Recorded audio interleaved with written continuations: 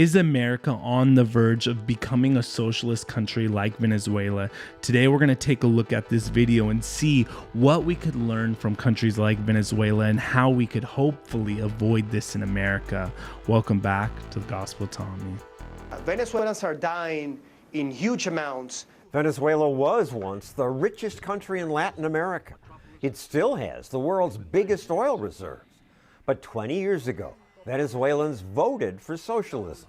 They elected Hugo Chavez. Some Americans were excited about it. By the way, make sure you just give this video a like, because this is something that people want to hide. People want to hide the truth, and a lot of these big social media companies, they don't want people knowing about this kind of content, so make sure to like and subscribe. I just want to say that right out the gate, because people don't want you seeing this video. About that. Model Naomi Campbell visited Chavez, calling him a rebel angel. This is you and Hugo Chavez. Oh, Michael Moore! Michael Moore! Really? he says, help me write my speech. He is one of the most important forces we've had on this planet. And even today, as Venezuela collapses, many Americans say, don't blame socialism. Actually, blaming socialism for Venezuela's riches to rags story is grossly misleading. Yes, Venezuela is going through an insane political crisis right now. If you see anything on the media about anything, just don't trust it, because everything is biased and everything is trying to hide the truth for what it really is. Clear that crisis has anything to do with their socialist policies. This popular video, The Collapse of Venezuela Explained, never once mentioned socialism. Oil prices plummeted in 2014, and Maduro failed to adjust. Media personalities suggest only conservatives say socialism destroyed Venezuela. If you follow conservative media at all, you may have seen it frequently painted as the inevitable, dire consequences of a socialist government. The problem isn't socialism, says John Oliver. It's a story about epic mismanagement. But mismanagement is what happens under socialist governments. It always happens, because no group of central planners is wise enough to manage an entire economy. Even if they have good intentions, the socialists eventually run out of other people's money. The socialist solution then is to print more. That caused... Does that sound like where we're at today with the amount of money, the trillions of dollars that has been printed in the last year, the kind of inflation we're dealing with? All of this is happening in America right in front of our very eyes. The same thing that has happened in countries like, or is happening in Venezuela. Massive inflation. The nation's failed economy is expected to hit 10 million% inflation this year. When business owners raised prices to keep up with inflation, government often took away their businesses. ¿Y este edificio? Es un edificio que tiene comercio privado de joyería. Exprópiese. ¡Por Dios! This man just had his business taken. ¡Algo descarado! Socialists say government can run businesses better than greedy owners who just want profit.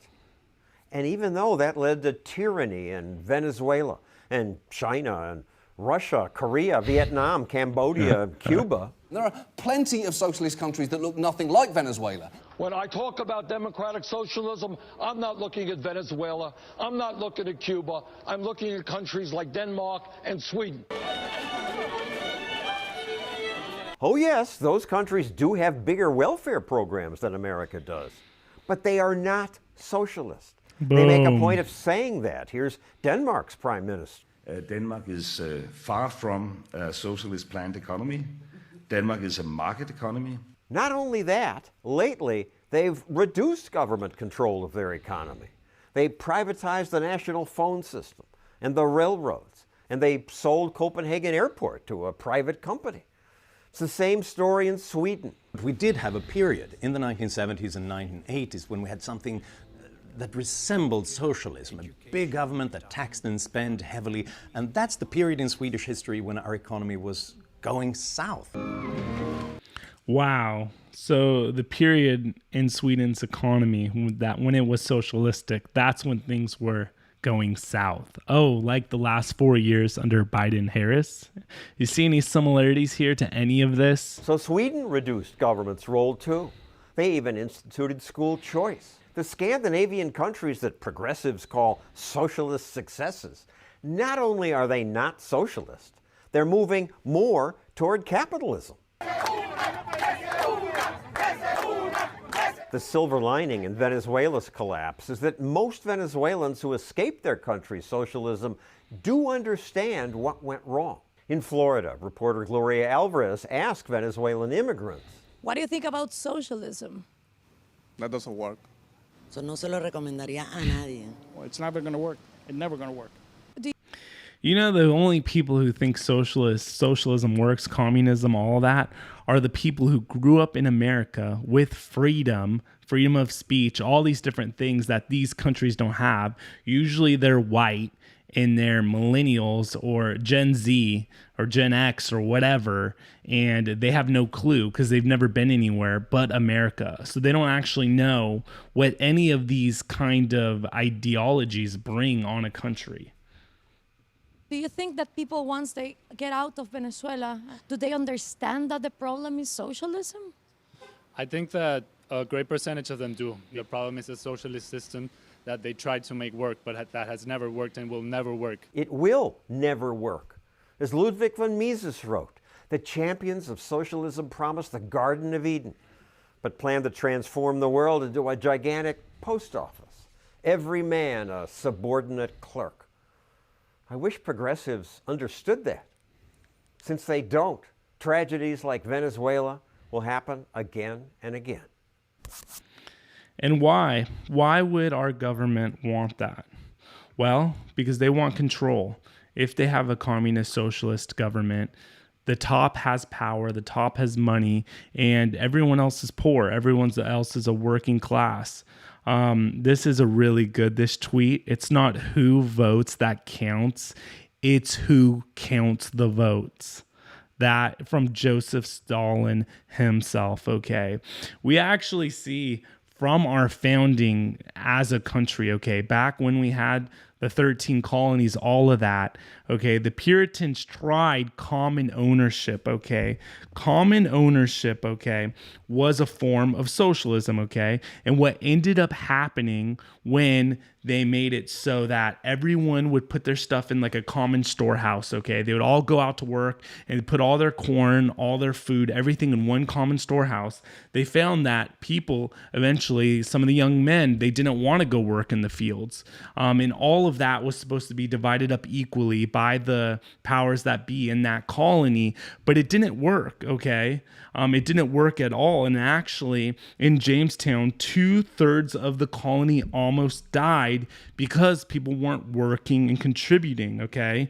If we just look at what the word socialism means, the means of producing and distributing goods is owned collectively or by a centralized government that often plans and controls the economy, okay? What ended up happening was John Smith, he ended up getting food from the Indians, and he said, if you want to eat, you have to work. And he actually got those values from the Bible. You could see right here, okay, where he got it. For even when we are with you, we would give you this command. If anyone is not willing to work, let him not eat. The Bible actually has all kinds of commands about in Proverbs. If you're lazy, that's actually a sin when people are lazy, that God made us to be productive and to work, okay? But the government wants control in what no greater way than socialism. And actually, I have notes here that our free enterprise system that we have today comes from the biblical values our country was founded on. You could look this up, okay? I'm reading a book currently called Forged in Faith, and it's incredible because it talks about how our founding fathers, the Constitution, the Bill of Rights, all of it was interpreted through the lens of Scripture, through the Bible. The Bible was its foundation, okay? Socialism, we saw it failed America when we had the 13 colonies. It will fail. It has failed countries around the world. It's currently failing countries around the world, okay? When people don't have any individual responsibility and the power lies within the hands of a few people, this just breeds corruption and it breeds a broken system. So this is a very important year because we are at a tipping point in America. The left, they want more control. They want more government. They want less freedom for you in any sort of way. Freedom of religion, freedom of speech. They don't want you to have any weapons. Of course, they don't want you to have any weapons. Kamala wants to ban all guns because we have guns, okay, in our Second Amendment to fight against tyranny, okay? Our founding fathers left Great Britain because they wanted freedom from tyrannical governments. Like the king, they wanted freedom to practice Christianity how they wanted to.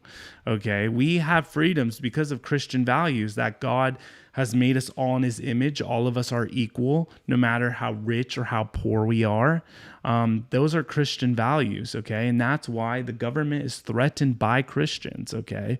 That's why they want to remove the Bible, remove God in any part of our country's history or our schools or anywhere really for that matter. So if you love God, help me by liking and subscribing so we could get these messages out to more people. You really can make a difference.